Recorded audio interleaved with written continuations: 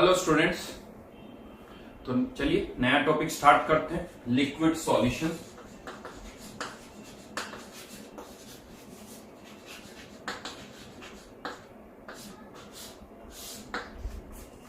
Already हम gases state और solid state discuss कर चुके हैं। यानी गैसेस स्टेट में हमने गैसेस से रिलेटेड प्रॉपर्टीज डिस्कस की थी, सॉलिड स्टेट में हमने सॉलिड्स के स्ट्रक्चर्स की बात की थी और कुछ प्रॉपर्टीज भी डिस्कस की थी लाइक डिफेक्ट्स, इलेक्ट्रिकल प्रॉपर्टीज और मैग्नेटिक प्रॉपर्टीज। बट वो बहुत ज्यादा डिटेल में नहीं थी। इलेक्ट्रिकल और मैग्नेटिक प्रॉपर्टीज हमने बहुत ही एलिमेंट्री लेवल पर डिस्कस की थी। अब हम यहाँ पर आ गए liquid solution. Liquid solution word पहले मैं यहां से स्टार्ट करता हूँ। Solution means homogeneous mixture. Homogeneous जो भी मिक्सचर है उसे आप कह सकते हो सॉल्यूशन। जनरली माइंड में यही आता है लिक्विड सॉल्यूशन वर्ड या सॉल्यूशन वर्ड जब भी हम सुनते हैं तो ऐसा लगता है कुछ लिक्विड होगा। बट मैं आपको बता दूं सॉल्यूशन का मतलब लिक्विड हो ये कोई जरूरी नहीं है। सॉल्यूशन अलॉय भी एक सॉल्यूशन है बिकॉज वो भी एक मिक्सचर है। एयर भी एक सॉल्यूशन है, नाइट्रोजन और ऑक्सीजन का, क्योंकि वो भी एक मिक्सचर है। तो लिक्विड सॉल्यूशन भी हो सकता है, सॉलिड सॉल्यूशन भी हो सकता है और गैसियस सॉल्यूशन भी हो सकता है। यस, आई थिंक आप समझ ही गए होंगे। तो यहां पर मेनली अब हम किसकी बात करने जा रहे हैं? लिक्विड सॉल्यूशन की। तो जहां तक हम बात करें लिक्विड सॉल्यूशन कैसे डिफाइन होता है, तो सॉल्यूशंस को अगेन कह सकते हो कोई भी जो सॉल्यूशन है उसमें मिनिमम दो कंपोनेंट तो होंगे ही होंगे। मिनिमम दो कंपोनेंट होंगे। ऐसे सॉल्यूशन को हम कहते हैं बाइनरी सॉल्यूशन। अगर तीन कंपोनेंट है तो टर्शरी सॉल्यूशन। मेनली अगर हम बात करें बाइनरी सॉल्यूशन की तो इस बाइनरी सॉल्यूशन में हम कहते हैं कि एक तो होता है सॉल्यूट और दूसरा होता है सॉल्वेंट। एक होता है सॉल्यूट, दूसरा होता है सॉल्वेंट। ना in case of liquid solution, अगर मैं लिक्विड सॉल्यूशन की बात करूं तो लिक्विड सॉल्यूशन किसे कहेंगे? जिसमें सॉल्वेंट हमेशा ही लिक्विड होना चाहिए। बट सॉल्यूट जो है वो गैस भी हो सकती है, यानी gas plus liquid, liquid plus liquid और solid plus liquid. Means there are three types of liquid solution: gas in liquid, liquid in liquid and solid in liquid. तो इन्हें हम कहते हैं लिक्विड सॉल्यूशन। राइट। तो ये वर्ड क्या है वो मैंने आपको बताया कि जिसमें सॉल्वेंट लिक्विड होगा उसे हम कहते हैं लिक्विड सॉल्यूशन। इस चैप्टर में हम gas in liquid, liquid in liquid and solid in liquid ये तीनों तरह के सॉल्यूशंस डिस्कस करेंगे। बट क्वेश्चन ये आता है कि क्या डिस्कस करने जा रहे हैं, क्या हम डिस्कस करेंगे इस चैप्टर में। जनरली जैसे ही लिक्विड्स की बात होती है तो माइंड में कौन सी प्रॉपर्टीज आती है? लिक्विड्स की जैसे ही बात होती है तो माइंड में जो प्रॉपर्टीज आती है कि लिक्विड कितना स्पीड से फ्लो करता है, उसकी विस्कोसिटी कितनी है, उसका सरफेस टेंशन कितना है, उसका बॉइलिंग पॉइंट क्या है, उसका फ्रीजिंग पॉइंट क्या है। ये जनरल कुछ प्रॉपर्टीज है जो हमारे माइंड में आती है। बट मैं आपको बता दूं इस चैप्टर में मेनली जो हमारा डिस्कशन होगा वो होगा about boiling point and freezing point. Viscosity, surface tension ये नहीं डिस्कस करेंगे। हम डिस्कस करेंगे कि बॉइलिंग पॉइंट और मेल्टिंग पॉइंट क्या होते हैं, वो कौन कौन से फैक्टर्स पर डिपेंड करते हैं, ये हम इस चैप्टर में डिस्कस करेंगे। और मैं आपको बता दूं ये जो बॉइलिंग पॉइंट और फ्रीजिंग पॉइंट जो होते हैं लिक्विड के, ये इसके वेपर प्रेशर पर डिपेंड करते हैं। ये इसके वेपर प्रेशर पर डिपेंड करते हैं। तो मेनली आप कह सकते हैं इस चैप्टर में जो हमारा डिस्कशन होगा वो about vapour pressure, boiling point, melting point ये हम डिस्कस करेंगे। इवन मैं आपको बता दूं इस चैप्टर में boiling point, melting point, vapour pressure ये तो हम डिस्कस करेंगे ही करेंगे। बट उसके साथ में इस चैप्टर का एक और मेजर जो ऑब्जेक्टिव है वो ये है कि सॉल्यूशन और एक प्योर लिक्विड जो है, जैसे वाटर प्योर लिक्विड है, आप इस वाटर में कोई और लिक्विड मिक्स कर दो, कोई सॉलिड मिक्स कर दो या कोई गैस मिक्स कर देते हो तो इस सॉल्यूशन के बिहेवियर में बहुत डिफरेंस आ जाता है। इवन इसके मेल्टिंग पॉइंट, बॉइलिंग पॉइंट भी चेंज हो जाते हैं। तो इस चैप्टर में हम ये भी डिस्कस करेंगे कि एक प्योर लिक्विड और एक सॉल्यूशन में क्या डिफरेंस होता है। पानी का ही आप कोई सॉल्यूशन बनाओगे तो वो बहुत अलग तरह से बिहेव करता है। तो क्या डिफरेंस क्या है वो हम इस चैप्टर में हम डिस्कस करेंगे। तो लिख सकते हो मेनली एक लाइन हम लिख सकते हैं, जो कि मैं जनरली हर टॉपिक से पहले लिखवाता हूं कि ऑब्जेक्टिव क्या है इस टॉपिक में हम डिस्कस क्या करने वाले हैं। तो लिखिए this chapter mainly deals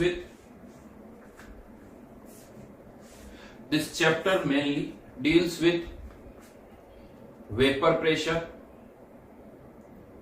vapor pressure, boiling point and freezing point of a pure liquid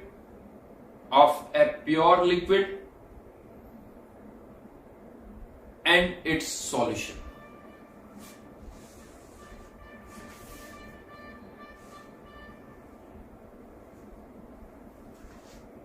Of a pure liquid and its solution.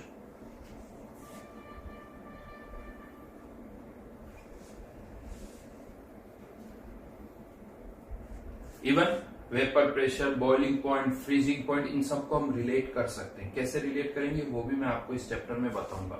बड़ा इंटरेस्टिंग पार्ट है, बहुत सारी बेसिक सी टर्म्स हम यहाँ पर सीखेंगे जो हम बहुत टाइम से यूज कर रहे हैं, लेकिन उनका मतलब सही में हमें नहीं पता होता है। सही मतलब क्या वो भी हम यहाँ पर जानेंगे, बताऊंगा। जैसे जैसे चैप्टर आगे प्रोग्रेस करेगा आपको अपने आप पता चलता जाएगा। तो इस चैप्टर में एक पैरामीटर जो सबसे ज्यादा हम यूज करेंगे दैट इज वेपर प्रेशर। खैर ये टर्म आप सबको पता है, पहले ही हम इसको इंट्रोड्यूस कर चुके हैं। तो vapour pressure of a pure liquid, यहीं से स्टार्ट करते हैं, of a pure liquid.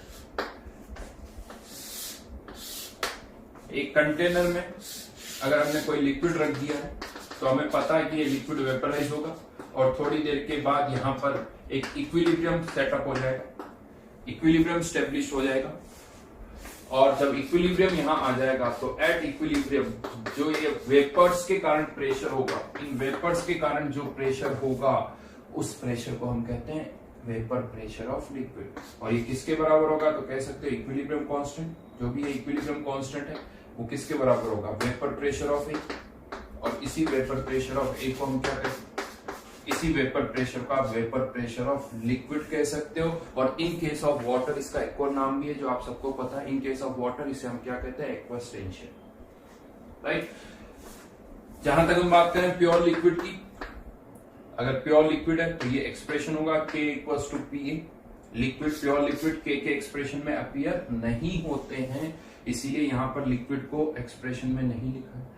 Again हम सबको ये भी पता है कि ये जो वेपर प्रेशर होता है किसी लिक्विड का, ये केवल किस पर डिपेंड करता है, टेम्परेचर पर। ये केवल किस पर डिपेंड करता है, टेम्परेचर पर। ये हमने कैसे कह दिया, बिकॉज वेपर प्रेशर किसके बराबर है, इक्विलिब्रियम कांस्टेंट के बराबर। और इक्विलिब्रियम कांस्टेंट किसी गिवन रिएक्शन के लिए केवल किस पर डिपेंड करता है, टेम्परेचर। कंटेनर में चाहे 1 लीटर वाटर हो या 2 लीटर वाटर हो, वेपर प्रेशर सेम होगा, वो केवल किस पर डिपेंड करेगा, टेम्परेचर पर। सरफेस एरिया ज्यादा हो या सरफेस एरिया कम हो, हाँ सरफेस एरिया ज्यादा है तो हो सकता है इक्विलिब्रियम स्टेब्लिश करने में जो टाइम लगेगा वो कम लग जाएगा, सरफेस एरिया कम होगा तो टाइम ज्यादा लगेगा, लेकिन वेपर प्रेशर उतना ही होगा। तो एक लाइन यहां पर लिख सकते हैं, ये मैं पहले भी लिखवा चुका हूं, ऐसा नहीं है, बट फिर से लिख लीजिए। Vapour pressure of a pure liquid, vapour pressure of a pure liquid depends only on temperature and is independent of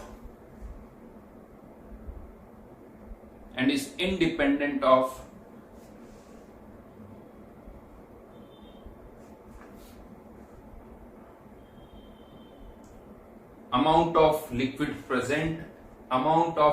present and its surface area, amount of liquid present and its surface area।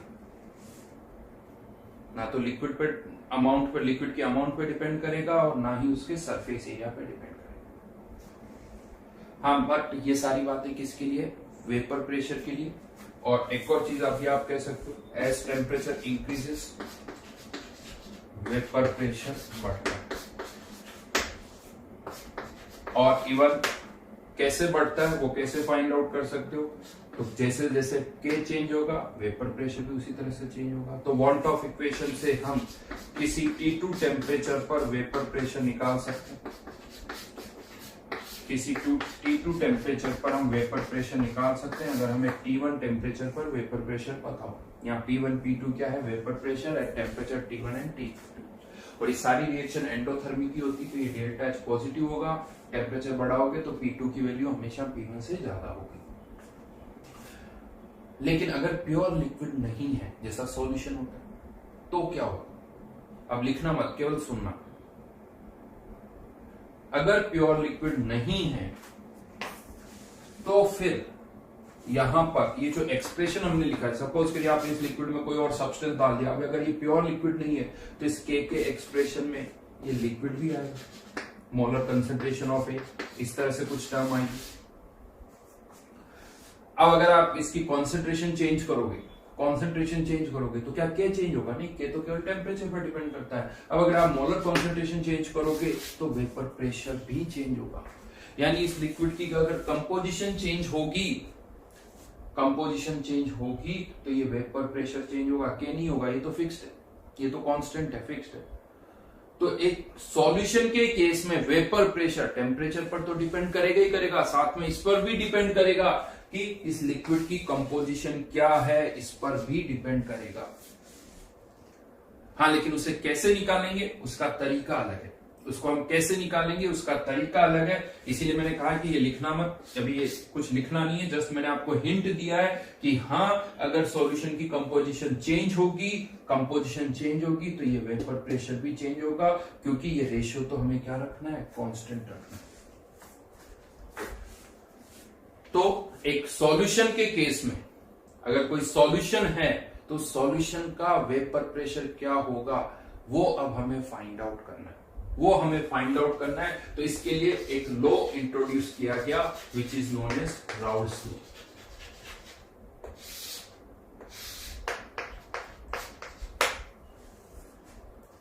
क्या है इसका statement वो देखते हैं। लिखिए, पहले statement लिखिए Raoult's law का।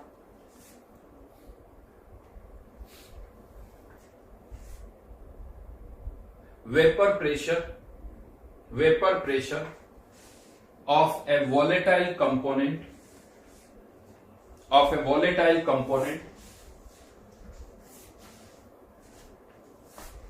present in a liquid solution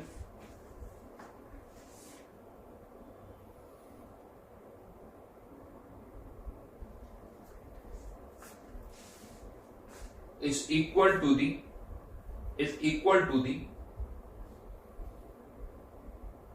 mole fraction of that component in liquid solution,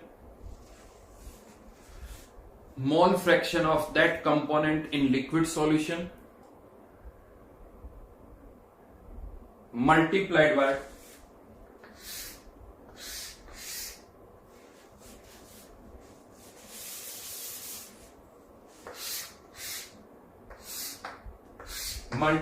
by the vapor pressure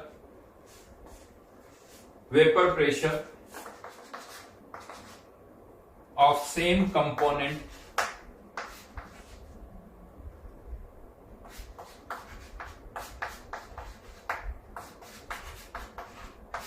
multiplied by the vapor pressure of same component in its pure form.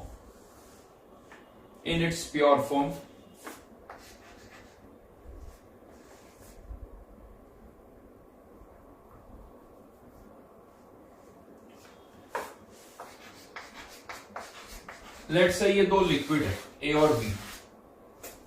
Volatile मतलब जो vaporise होता है, H2O, सारी liquid volatile कह सकते हो।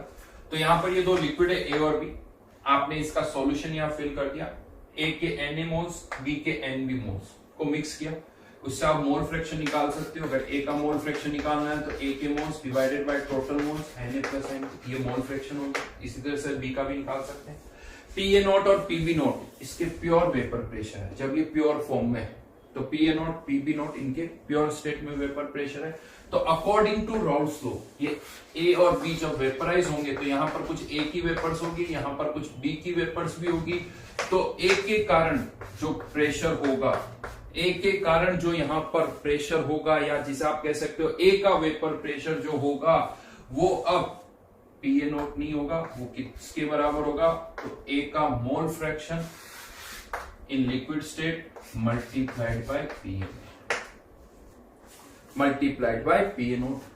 B का vapour pressure कितना होगा, बी का mole fraction multiplied by PP. और आप कह सकते हो अगर ये प्योर ए है, प्योर ए है तो ये 1 हो जाएगा, तो पीए नॉट के बराबर हो जाएगा, और पीबी 0 हो जाएगा, क्योंकि प्योर ए है तो वहां पर बी है ही नहीं।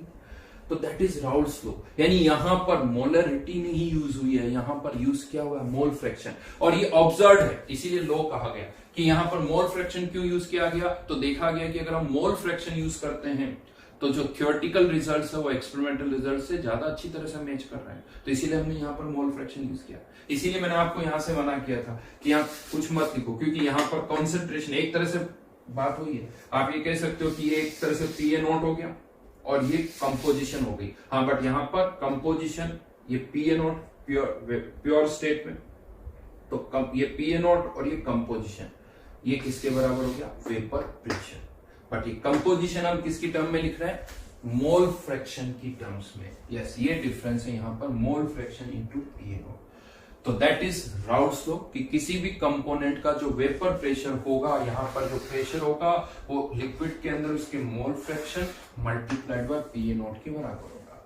बहुत सिंपल सा एक्सप्रेशन है, इजीली याद रख सकते हैं। और टोटल प्रेशर कितना होगा, तो definitely PT will be equals to PA plus PB, यानी X A PA not plus X B PB.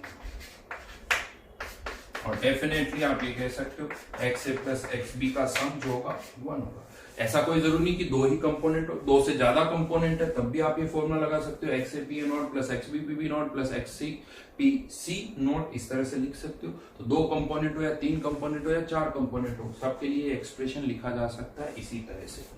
तो ये है सिंपल सा एक राउल्स लॉ, जिससे हम सॉल्यूशन का वेपर प्रेशर क्या होगा वो फाइंड आउट कर सकते हैं। आगे बढ़ने से पहले इसी को ग्राफिकली भी हम रिप्रेजेंट कर सकते हैं। इससे रिलेटेड कुछ कर्व्स पहले मैं प्लॉट कर रहा हूं। यहां पर जब हम कर्व प्लॉट करते हैं तो प्लॉट करने का तरीका थोड़ा अलग है, बॉक्स डायग्राम कह सकते हो इसको। बॉक्स डायग्राम क्यों, क्योंकि यहां पर सॉल्यूशन है तो 2 कंपोनेंट है ए और बी, तो एक साथ हम 2 कर्व प्लॉट करेंगे। यहां पर एक्स ए का मोल फ्रैक्शन है 0, यहां पर बी का मोल फ्रैक्शन 0, या यूं भी कह सकते हो इसको मैं पहले ऊपर, यहाँ ए का मोल फ्रैक्शन 0, यहाँ ए का मोल फ्रैक्शन 1, और अगर ए का मोल फ्रैक्शन 1 है तो बी का 0, और अगर ए का 0 है तो बी का 1। यानी ये कह सकते हो यहाँ ए के लिए ओरिजिन ये है, बी के लिए ओरिजिन ये है।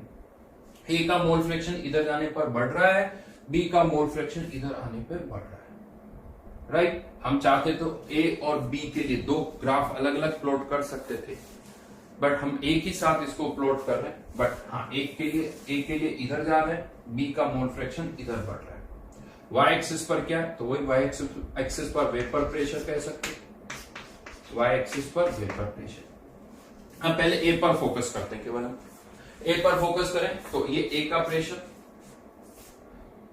एक्स से into P A not, x से पी ए नॉट तो कांस्टेंट है, एक्स से जैसे जैसे बढ़ेगा ए का प्रेशर भी बढ़ेगा, और साफ साफ दिख रहा है ये तो एक स्ट्रेट लाइन है पासिंग थ्रू ओरिजिन, तो ये कर्व कैसा आएगा ऐसे।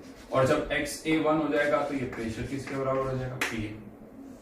ये ए के लिए कर्व आ गया। बी का कर्व कैसा होगा, अब बी का कर्व ये ओरिजिन है, इधर जाना होगा, ये स्ट्रेट लाइन इधर से। तो अब बी के लिए मान लेते हैं, यहां पर मैं मान लेता हूं P A not is greater than P B not, let's say. तो अब बी के लिए कर्व कैसा होगा, इधर जाना पड़ेगा, लेकिन सिंस पी ए नॉट ज्यादा तो ये यहां नीचे कहीं आएगा, बट बी का कर्व भी एक स्ट्रेट लाइन ही आएगा, ये पी बी नॉट, ये पी बी नॉट। आप चाहो तो पीटी का कर्व भी प्लॉट कर सकते हो, पीटी का कर्व भी हम प्लॉट कर सकते हैं। कैसे, पीटी वर्सेस एक्स ए का कर्व, तो एक्स बी को एक्स ए की टर्म में पुट कर दो, ये 1 माइनस एक्स ए, तो 1 आ जाएगा, तो एक तो P B not plus X A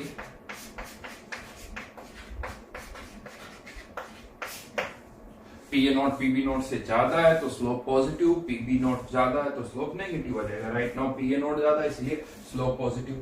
PT versus एक्सए का कर्व कैसे होगा? स्ट्रेट लाइन होगा ये भी। हाँ लेकिन इस बार इंटरसेप्ट जीरो नहीं है, इंटरसेप्ट कितना है? PB not. तो ये कर्व यहाँ से स्टार्ट होगा, एंड कहां पर होगा? यहाँ पर होगा। जब एक्स से 1 हो जाएगा ये पीटी का कर्व होगा। ये पीटी, ये पीए और ये पीबी। कुछ नहीं, थोड़ा अजीब सा इसलिए लग रहा होगा आपको कि एक साथ मैंने 3 कर्व प्लॉट कर लिए। आप चाहो तो इन तीनों को अलग अलग कर दो तो आपको थोड़ा आसान लगेगा, बट वो आदत आ जाएगी तो अपने आप आदत में आ जाएगा तो अपने आप ही आपको ये नॉर्मल सा लगेगा। ये पीटी, ये पीए का कर्व, ए का प्रेशर बढ़ रहा है तो बी का कम हो रहा है, और ये पीटी दोनों का सम, जो कि यहां से भी कह सकते हैं स्ट्रेट लाइन ही आएगा।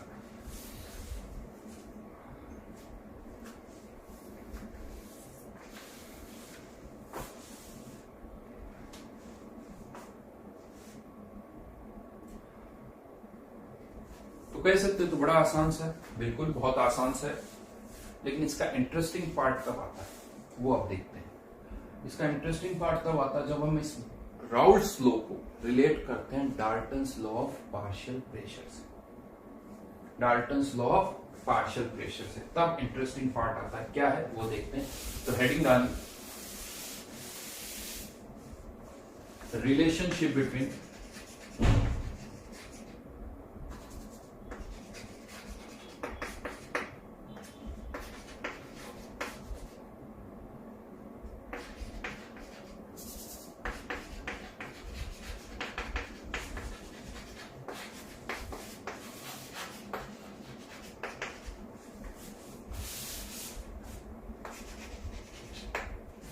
relationship between Raoult's law and Dalton's।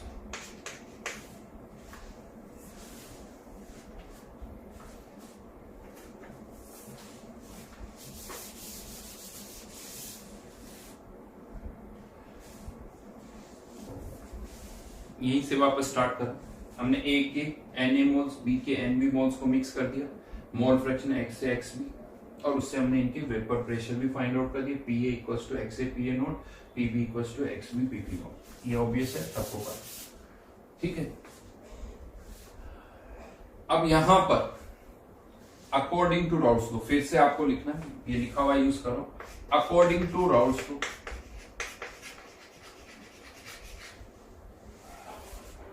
यहां पर स्पेलिंग मैंने अकॉर्डिंग टू राउल्ट्स लॉ, ये जो ए और बी का प्रेशर है, ए और बी का जो प्रेशर है वो हम राउल्ट्स लॉ से तो निकाल ही सकते हैं। PA equals to X A PA not, PB equals to X B PB not, ये लिख लेना यहां तक। लेकिन ये जो सेम वेपर प्रेशर है पीए और पीबी, ये हम डाल्टन्स लॉ से भी निकाल सकते हैं, Dalton's law of partial pressure से भी निकाल सकते हैं। डाल्टन्स लॉ क्या कहता है कि अगर कोई गैसियस मिक्सचर है, गैसियस मिक्सचर है और उसका टोटल प्रेशर अगर पीटी है तो किसी एक कंपोनेंट का प्रेशर कितना होगा? तो PT multiplied by mole fraction of that component. तो मान लेते हैं यहां पर ए और बी दोनों वेपराइज हुए, ये एक्स ए और एक्स बी तो ए और बी के लिक्विड में मोल फ्रैक्शन है, लिक्विड के अंदर मोल फ्रैक्शन है। मान लेते हैं वेपर के अंदर इनके मोल्स का जो फ्रैक्शन है वो है वाई ए और वाई बी वेपर के अंदर। ये अभी मैंने अलग माना है, हो सकता है आप में से किसी को लग रहा हो सर ये तो सेम भी तो हो सकता है, देखते हैं कि सेम हो सकता है नहीं हो सकता, लेकिन अभी तो मैंने वाई ए और वाई बी मान लिया। वाई ए वाई बी क्या है? वेपर के अंदर ए और बी का मोल फ्रैक्शन, और एक्स ए एक्स बी क्या है? लिक्विड के अंदर ए और बी का मोल फ्रैक्शन। तो डाल्टन्स लॉ क्या कहता है? डाल्टन्स लॉ क्या कहता है कि वेपर के अंदर जो ए का प्रेशर होगा, पार्शियल प्रेशर बोलो या प्रेशर बोलो, वो किसके बराबर होगा? वेपर के अंदर ए का mole fraction multiplied by total pressure, और बी का जो प्रेशर होगा वो क्या होगा? वेपर के अंदर बी का मोल फ्रैक्शन और टोटल प्रेशर। जबकि राउल्ट्स लॉ जो है प्रेशर तो वेपर का बताता है, प्रेशर वेपर का बताता है, लेकिन वो मोल फ्रैक्शन किसके यूज करता है? लिक्विड के यूज करता है। ये डाल्टन्स लॉ के अकॉर्डिंग, ये राउल्ट्स लॉ के अकॉर्डिंग। यानी सेम प्रेशर पीए आप राउट्स लॉ से भी फाइंड आउट कर सकते हो, आप डाल्टन्स लॉ से भी फाइंड आउट कर सकते हो, और दोनों लॉज अपनी जगह सही है। इसका मतलब दोनों के रिजल्ट्स भी मैच करेंगे, दोनों के रिजल्ट्स भी मैच करेंगे। इसका मतलब ये जो पीए है ये और ये पीए जो है सेम होगा। दैट मीन्स यहां पर लिख देता हूं मैं, यहां पर Y A P T must be equal to X A P N O and Y B P T must be equal to X B P N O. यानी यहां पर हमने क्या किया, वेपर और लिक्विड की कंपोजिशन को रिलेट कर दिया। ये एक्स है लिक्विड के अंदर ए का मोल फ्रैक्शन, ये वाई है वेपर के अंदर ए का मोल फ्रैक्शन। क्वेश्चन ये आता है कि क्या ये एक्स से वाई के बराबर हो सकता है?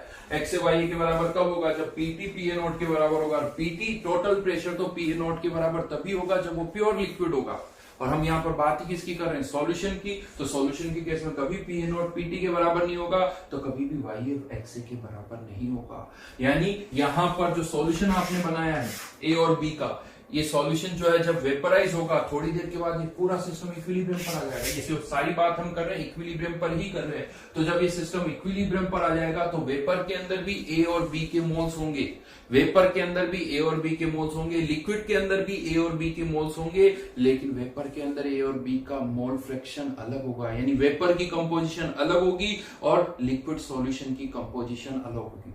सबसे पहले तो ये थॉट माइंड में फिट हो जाना चाहिए, ये थॉट माइंड में फिट होना चाहिए कि वेपर की कंपोजिशन कुछ और होगी, लिक्विड की कंपोजिशन कुछ और होगी। बहुतों को ऐसा लगता है कि सर जिस कंपोजिशन का सॉल्यूशन है, जिस कंपोजिशन का लिक्विड सॉल्यूशन है, उसी कंपोजिशन का तो वेपर मिक्सचर बनेगा। नहीं बनेगा, उसी कंपोजिशन का वेपर मिक्सचर नहीं बनेगा। वेपर की कंपोजिशन कुछ और होगी, लिक्विड की कंपोजिशन कुछ और होगी, सेम नहीं होगी। हो सकता है यहां पर बी का मोल फ्रैक्शन ज्यादा हो, यहां पर हो सकता है ए का ज्यादा हो, क्योंकि ये और फैक्टर्स पर भी डिपेंड कर रहा है। P A not, P B not, इन पर भी डिपेंड कर रहा है।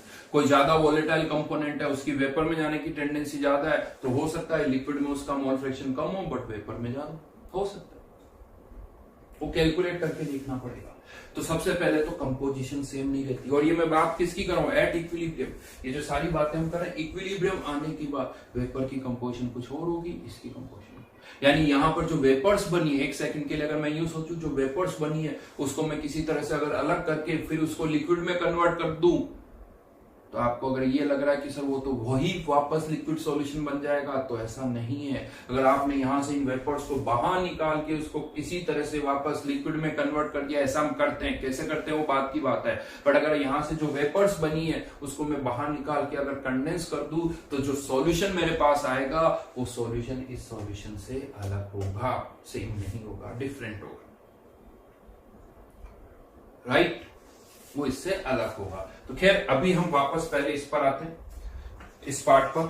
तो ये हमारे पास दो इक्वेशंस और आ गई, ये दो इक्वेशंस और आ गई, जहां पर हम एक्स ए को वाई ए से रिलेट कर सकते हैं। और डेफिनेटली यहां पर भी आप कह सकते हो ये Y A plus Y B का सम भी 1 होगा, क्योंकि ये भी मोल फ्रैक्शन। अभी दो कंपोनेंट्स के बारे में ही सोचो, सबके लिए लिख सकते हैं, तीसरा कंपोनेंट है उसके लिए भी लिख सकते हो, कोई प्रॉब्लम नहीं है। But Y A plus Y B भी 1 होगा।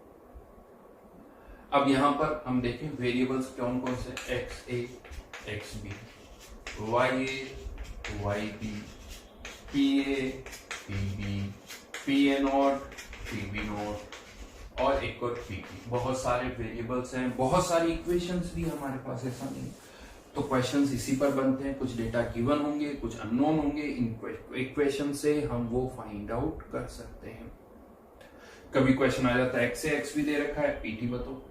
ऑब्वियसली जो भी डेटा चाहिए वो गिवन होगा, तो एक्स ए एक्स बी दे रखा है, पीटी निकाल सकते हैं। एक्स ए गिवन है, एक्स बी भी निकाल सकते हैं, क्योंकि x A plus X B का सम तो 1 है, तो एक्स ए पता तो एक्स बी भी पता है। एक्स ए एक्स बी पता है तो हम यहाँ से वाई ए वाई बी निकाल सकते हैं। या क्वेश्चन उल्टा भी होता है, वाई ए वाई बी पता है, एक्स ए एक्स बी निकाल सकते हैं। वाई ए वाई बी पता है तो एक्स ए एक्स बी भी निकाल सकते हैं। हाँ, P A not P B not आपको गिवन होंगे डेफिनेटली। इवन हम थोड़ा और रीअरेंज भी कर सकते हैं, और यहां पर मैं रीअरेंज कर सकता हूं, जैसे x A plus X B का सम 1, ठीक है। एक्स ए की जगह हम यहां से पुट कर सकते हैं Y A P T plus P A not, Y B P T plus P B not equals to 1, तो Y A upon P A not Y P upon P B not equals to 1। कुछ नहीं, नई equation नहीं, ये P T की equation है X A और X B की टर्म में, ये पी टी की इक्वेशन है वाई ए और वाई बी की टर्म्स में। ये इतना सा डिफरेंस है। क्वेश्चन कभी आ जाते हैं कि पी टी वर्सेज एक्स ए का कर्व कैसा होगा, स्ट्रेट लाइन। तो क्या पी टी वर्सेज वाई का कर्व भी स्ट्रेट लाइन होगा? नहीं होगा भाई, वो स्ट्रेट लाइन नहीं होगा, पी टी वर्सेज वाई का नहीं होगा। तो ये डिफरेंस है, वो आपको पता होना चाहिए। चलिए क्वेश्चन भी कर लेते हैं, बहुत सारी इक्वेशंस हो गई, एक क्वेश्चन कर लेते हैं।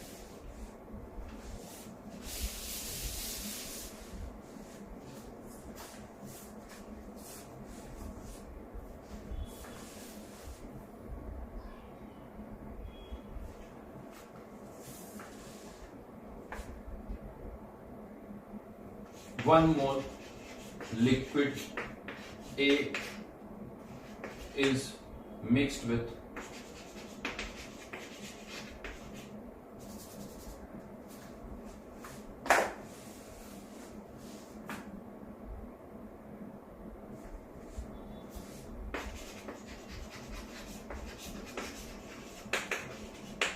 3 moles of liquid B, given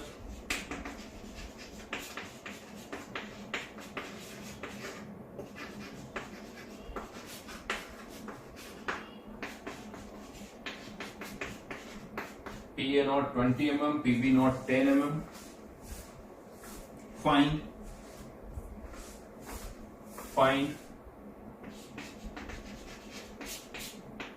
YA, YB and P.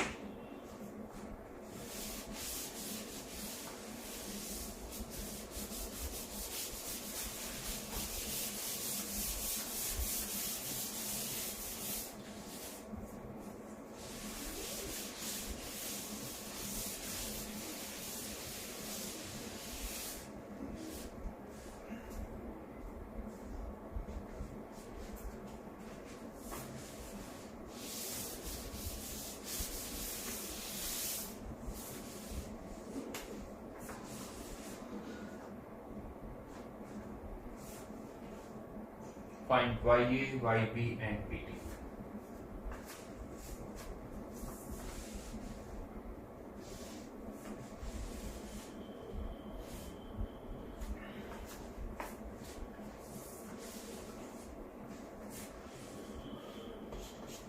XA 1/4, XB 3/4, right? PT 1/4 into 20 plus 1 3/4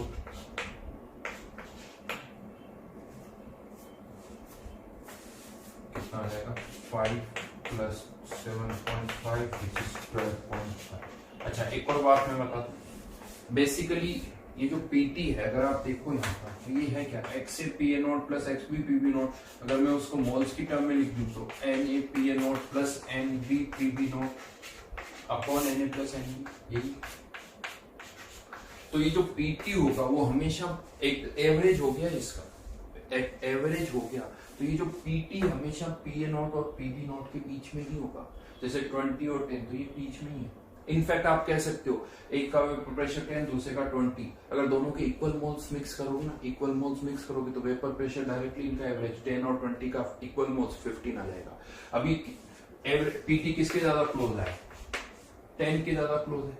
क्यों? क्योंकि B के मोल्स ज्यादा है, B के मोल्स ज्यादा है। यहाँ पर आप थोड़ा नोटिस कर सकते हो, क्वेश्चन बहुत बार तो बिना फॉर्मूले की हो जाएगा। अगर मैं इक्वल मोल्स देता हूं तो 15, अगर PT की वैल्यू 11 आती है तो आप बता सकते हो किस रेशियो में मोल्स मिक्स किए होंगे। PT की वैल्यू अगर 11 आती है यानी 10 के ज्यादा क्लोज है तो इसके मोल्स ज्यादा होंगे, इसके मोल्स ज्यादा होंगे। 11 जो है 10 और 20 को किस रेशियो में ब्रेक कर रहा है? 11 एक तरफ 1 दूसरी तरफ 9, एक तरफ 1 दूसरी तरफ 9, तो कह सकते हो मोल्स का रेशियो भी 1:9 इसी तरह से होगा। जिसके ज्यादा क्लोज है उसके मोल्स ज्यादा, जिसके से दूर है उसके मोल्स कम। तो राइट डाउन भी देख सकते हो 12.5 किसके ज्यादा क्लोज है, बी के।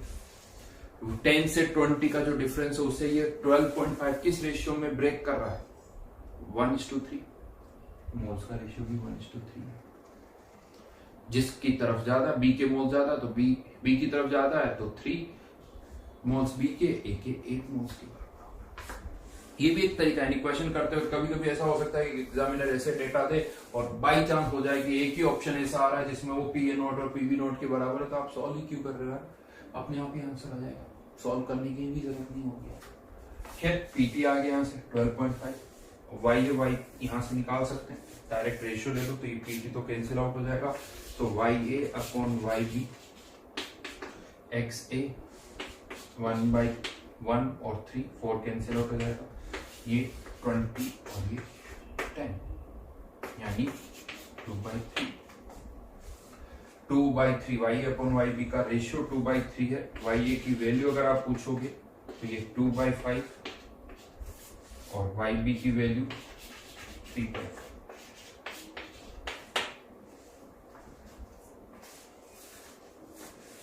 वाई ए की वैल्यू 2/5, वाई बी की वैल्यू 3/5। क्या आंसर है, एक ही आंसर, एक ही आंसर, एक 12.5 पीटी की बात करें तो,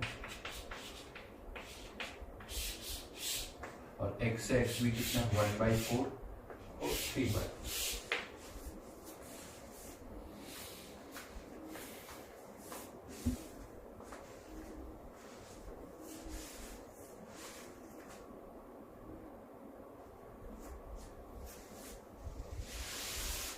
अच्छा, इंटरेस्टिंग पार्ट पर आते हैं। एक और अच्छा क्वेश्चन यहाँ पर बनता है। ये तो क्वेश्चन था बट इस क्वेश्चन से एक बड़ा इंटरेस्टिंग कॉन्सेप्ट निकल के आता है जो कि इस चैप्टर के लिए बहुत जरूरी है। अगर मैं इस क्वेश्चन में आपसे पूछूं कि ये आंसर तो आप सारे देख ही चुके हो, ये लिक्विड के अंदर ए का मोल फ्रैक्शन, ये वेपर के अंदर ए का मोल फ्रैक्शन, और ये पी ए नॉट और P B not, which is more volatile, which is more volatile. एक क्वेश्चन में यहाँ पर कुछ पूछ रहा हूं आपसे, ए इज मोर वोलेटाइल या बी इज मोर वोलेटाइल। हो सकता है आप में से कंफ्यूज हो रहे हो।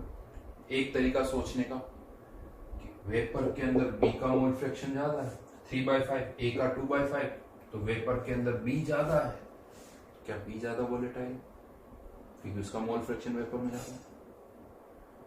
दूसरा एंगल क्या है, वेपर प्रेशर से देखें तो ए का वेपर प्रेशर ज्यादा है 20 और बी का 10। इस हिसाब से देखें तो ए का वेपर प्रेशर बी से पी ए नॉट तो ज्यादा है। प्योर केस में तो कौन ज्यादा वेपराइज हो रहा है, ए, बी कम हो रहा है। तो मैं आपको बता दूं कौन ज्यादा वोलेटाइल है कौन कम वोलेटाइल है, वो हमेशा यहीं से डिसाइड होता है, पी ए नॉट और पी बी नॉट से। जिसका पी नॉट ज्यादा होगा वो ज्यादा वोलेटाइल है।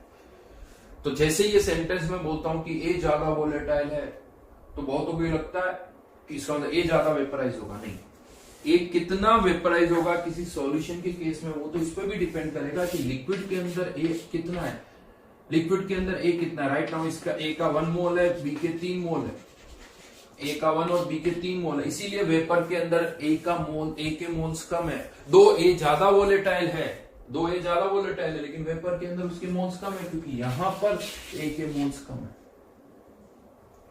तो ये कोई जरूरी नहीं कि जिसका पी ए नोट ज्यादा होगा उसी का वाई ए ज्यादा होगा, जिसका पी ए नोट ज्यादा होगा उसी का वाई ए ज्यादा होगा, ये कोई जरूरी नहीं।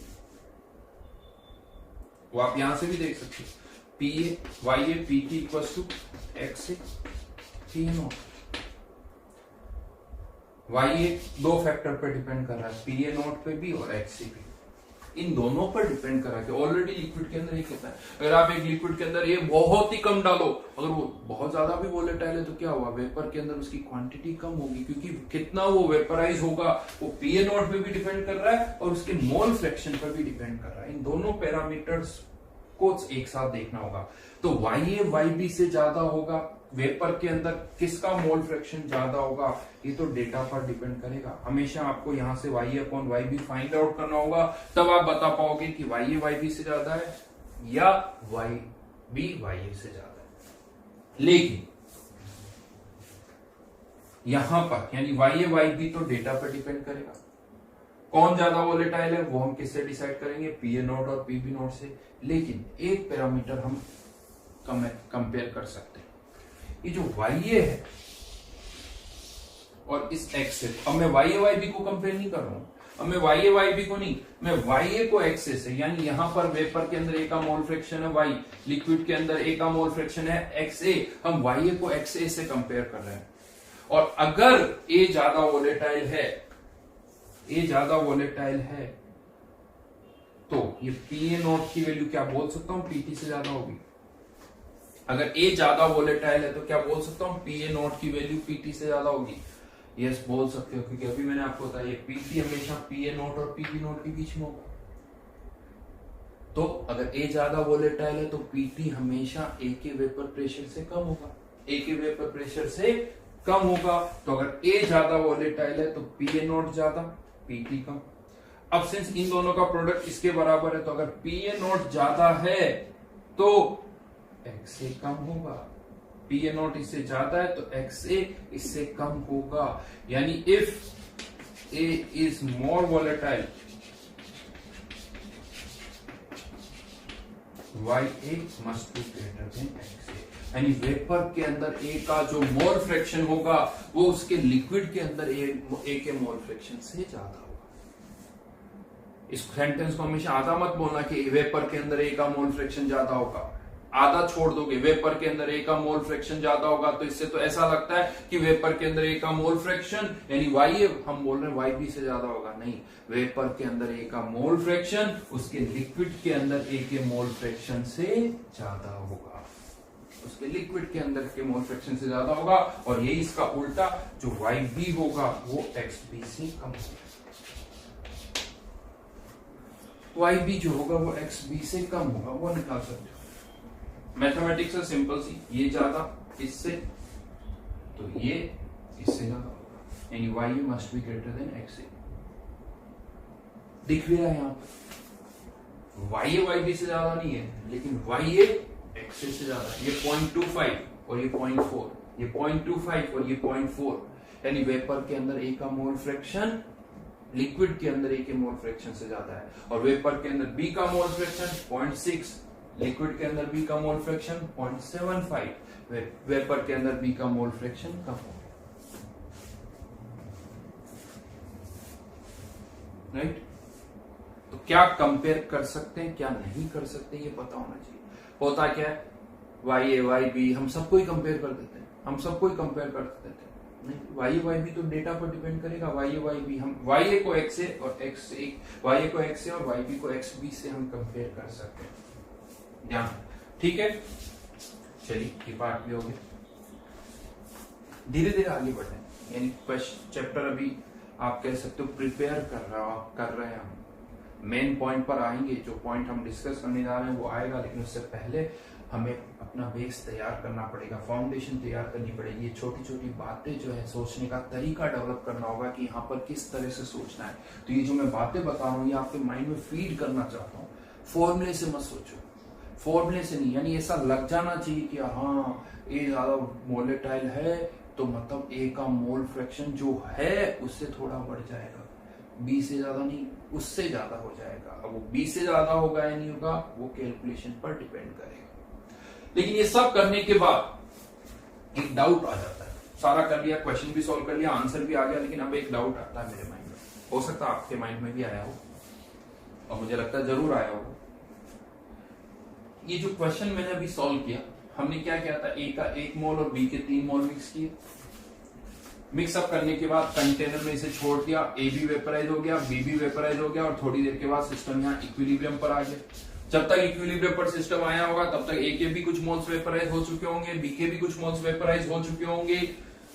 और अब इक्विलिब्रियम पर हमने ये आंसर्स निकाल दिए कि इक्विलिब्रियम पर ए का mole fraction XA XB YA YB इतना है। तो डाउट ये है कि जब तक इक्विलिब्रियम आया तब तक तो ए के कुछ मोल्स वेपराइज हो चुके हैं, ए के कुछ मोल्स और बी के कुछ मोल्स। तो अब रिमेनिंग लिक्विड में ए का 1 मोल नहीं होगा, रिमेनिंग लिक्विड में बी का भी 1 मोल नहीं होगा। तो रिमेनिंग लिक्विड यानी एट इक्विलिब्रियम जो लिक्विड मिक्सचर है उसमें ए और बी का मोल फ्रैक्शन 1/4 और 3/4 तो नहीं होगा। ये तो इनिशियल था, ये इनिशियल था।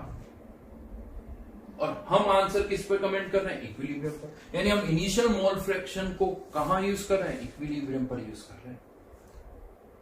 हम इनिशियल मोल फ्रैक्शन को कहां यूज कर रहे हैं, इक्विलिब्रियम पर यूज कर रहे हैं। क्या वही रहेंगे? यानी ए का मोल फ्रैक्शन या 1/4 3/4 जो इनिशियली था वही रहेगा, रह सकता है। अगर ये इसी 1:3 के रेशियो में वेपर में जा रहे हो, अगर ये 1:3 के रेशियो में वेपर में जा रहे हो तब ये रह सकता है। लेकिन क्या लगता है आपको, ये इसी रेशियो में वेपर में जा रहे हैं? अगर ये इसी रेशियो में वेपर में जाते तो वाई और एक्स से तो सेम आता, जबकि वाई और एक्स से सेम नहीं है। यानी ये 1:3 के रेशियो में वेपर में नहीं जा रहे, इस रेशियो में तो वेपर में नहीं जा रहे हैं, तो रिमेनिंग लिक्विड की कंपोजिशन भी तो चेंज हो रही होगी।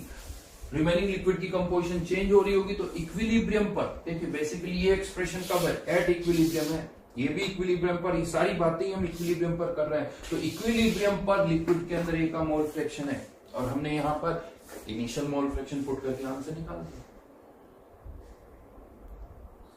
लॉजिकल बात, यानी कुछ गलती कर रहे हैं, साफ साफ समझ में आ रहा है, ठीक है, वो आंसर निकाल दिया, लेकिन समझ में तो आ रहा है कि हाँ ये तो सही नहीं है। हमें यहाँ पर ए का मोल फ्रैक्शन जब इक्विलिब्रियम आएगा तब ए का मोल फ्रैक्शन पुट करना होगा, जो कि 1/4 और 3/4 नहीं होगा। तो क्वेश्चन ये भी आता सर फिर कैसे करेंगे, आप बताओ कैसे निकालें? हमें क्या पता कि ए के कितने मोल्स वेपराइज हुए, हमें क्या पता बी के कितने मोल्स वेपराइज हुए, हमें तो नहीं पता।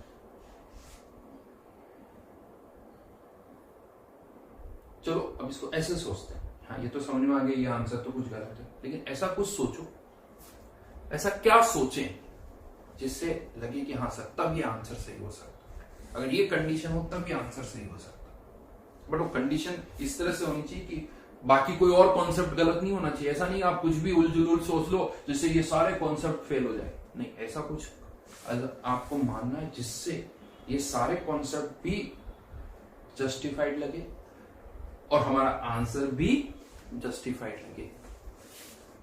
सोच रहे सर ऐसा क्या हो सकता है? हो सकता है आपको ऐसा लगा, बट पॉसिबिलिटी है, ऐसा नहीं। यानी ऐसा कुछ सोचना है कि ये सब कुछ जो हमने डिस्कस किया है कि हाँ इक्विलिब्रियम पर मोल फ्रैक्शन अलग होगा, ये सारी बातें जो भी है, ये सारी बातें भी लगे कि ये भी सही है और हमारा आंसर भी सही है।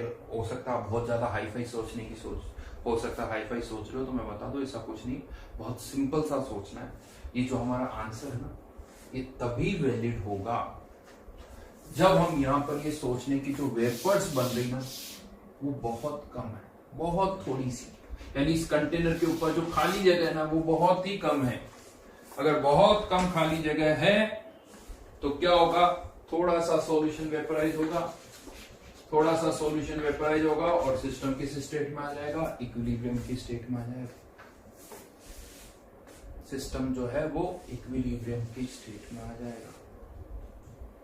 और बहुत थोड़ा सा वेपराइज हो रहा है तो कह सकते हैं कि ए के भी बहुत कम मोल्स वेपराइज होंगे, बी के भी बहुत कम मोल्स वेपराइज होंगे, तो अभी भी हम लिक्विड में ए का 1 और बी के 3 मोल्स मान सकते हैं। उसके लिए यह है कि बहुत थोड़ी सी वेपर्स बननी चाहिए। इसलिए कभी कभी यहाँ पर जो क्वेश्चंस आते हैं ना, जैसे अभी जो मैंने पूछा था वो तो बड़ा सिंपल सी लैंग्वेज थी, बट इस तरह से भी आते हैं, find the composition of initial vapours formed. Initial vapours formed थोड़ी ये भी इतनी अच्छी लैंग्वेज नहीं है, क्योंकि ये मान के चलना आंसर तो हम इक्विलिब्रियम पर ही निकाल सकते हैं। तो इनिशियल वेपर्स फॉर्म्ड का मतलब भी यही है कि इनिशियली थोड़ी सी वेपर्स बनी और सिस्टम किस स्टेट में आ गया, इक्विलिब्रियम पर आ गया। थोड़ी सी वेपर्स बनी और इक्विलिब्रियम आ गया। ये तो अंडरस्टूड है कि इक्विलिब्रियम के बगैर हम आंसर नहीं निकाल सकते, तो थोड़ी सी वेपर बनी, इक्विलिब्रियम पर आ गया। यानी इनिशियल वेपर्स फॉर्म मतलब बहुत थोड़ी सी। कभी कभी ऐसी लैंग्वेज भी आती है, find the composition of first bubble of vapour form, first bubble of vapour form. अब फर्स्ट बबल का मतलब एग्जैक्टली बन भी नहीं है, हाँ, बट थोड़ी सी वेपर्स, यूं कह सकते हैं, थोड़ी सी वेपर्स बनी, सिस्टम इक्विलिब्रियम पर आ गया, तो बताओ x से x भी y भी क्या होंगे। तो ठीक है, थोड़ी सी वेपर्स अगर बनी है तो अभी भी हम इसको 1/4 3/4 ले सकते हैं, तब हमारा ये आंसर सही हो जाएगा। तो आप कह सकते हो सर ठीक है, बट सोच रहे होंगे मन ही मन में कि सर अल्टीमेटली आंसर तो वही रहा ना, अब हमें पता था या नहीं पता था क्या फर्क पड़ता है, हमें तो आंसर से मतलब। जबरदस्ती का इतना ज्ञान एक्स्ट्रा कहां रखेंगे, पहली जगह नहीं है, तो भाई इस ज्ञान को भी दिमाग में रखना पड़ेगा जो मैंने अभी अभी दिया आपको। क्यों? क्योंकि ऐसे क्वेश्चंस भी आते हैं जहां पर आप ये x 1/4 और 3/4 नहीं यूज करेंगे, हमें इसको भी चेंज करना पड़ेगा। इस तरह के क्वेश्चंस भी आते हैं, राइट। बनते हैं इस तरह के क्वेश्चंस की हाँ इतना कुछ हो गया, अब बताओ क्या होगा। तो इस तरह के क्वेश्चंस भी यहां पर बन सकते हैं, सॉल्व करना पड़ेगा। क्वेश्चन की लैंग्वेज अलग होगी, ऐसा नहीं है कि चलो हम अब, क्योंकि अब आंसर जो है वो एक नहीं होगा। आपने मेटल, मान लीजिए कि मेटल प्लेट है, मैंने थोड़ी सी वेपर्स बनाई तब ये आंसर है। इस मेटल प्लेट को उठा के यहाँ रख लूंगा, कुछ सॉल्यूशन वेपराइज होगा तब आंसर कुछ और आएगा। फिर उसको कोई और ऊपर उठा के रख दूंगा तो आंसर कुछ और आएगा, और ऊपर उठा के रख दूंगा और आंसर कुछ आएगा। यानी ये इस पर डिपेंड करेगा कितना लिक्विड सॉल्यूशन वेपराइज हो रहा है, कितना लिक्विड सॉल्यूशन वेपराइज हो रहा है, थोड़ा सा हो रहा है और ज्यादा हो रहा है, वो उस पर डिपेंड करेगा। उसके अकॉर्डिंग आंसर्स जो है वो वेरी करेंगे। एक क्वेश्चन दे देते इसी पर पे, चलिए उसको कर लेंगे।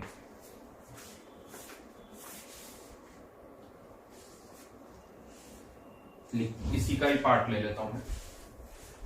Find YA YB, B part करके लिख दो। फाइंड YA YB X से XB, find YA YB X से XB and PT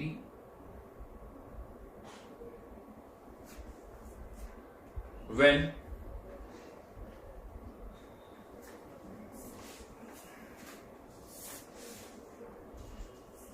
one mole of B is vaporized।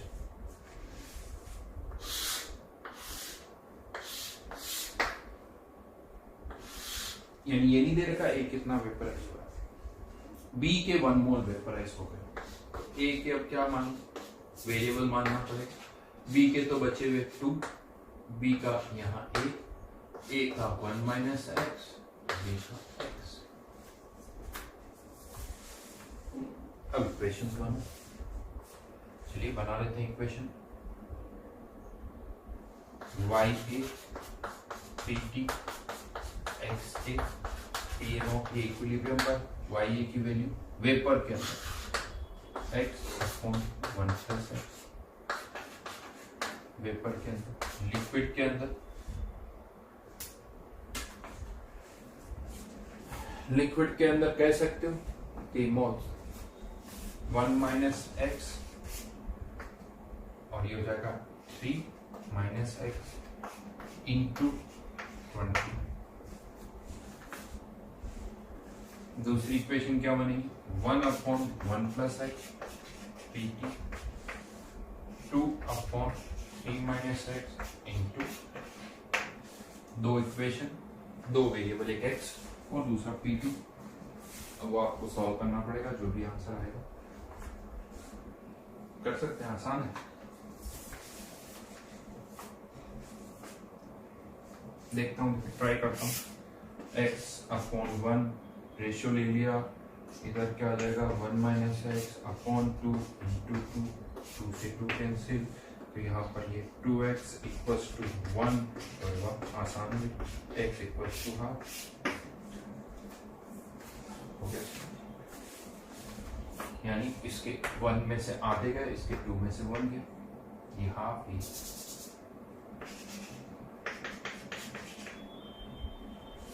ठीक है, x से आ गया, pt निकाल सकते हो, कोई प्रॉब्लम नहीं है।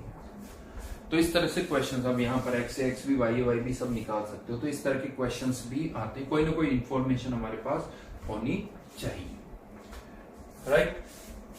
तो कह सकते हो बहुत बेसिक सा पार्ट अभी हमने किया। अभी तक जो डिस्कशन हुआ है उसमें हमने x से x b y a y b क्या होते हैं, कैसे इसको रिलेट कर सकते हैं, वो छोटी छोटी बातें हमने सीखी है। नेक्स्ट क्लास में मैं बताऊंगा कि अब इसको हम कैसे रिलेट करेंगे बॉइलिंग पॉइंट से या फ्रीजिंग पॉइंट से, इनसे कैसे रिलेट कर सकते हैं, ये चलिए फिर हम नेक्स्ट क्लास में देखेंगे। Okay, thank you.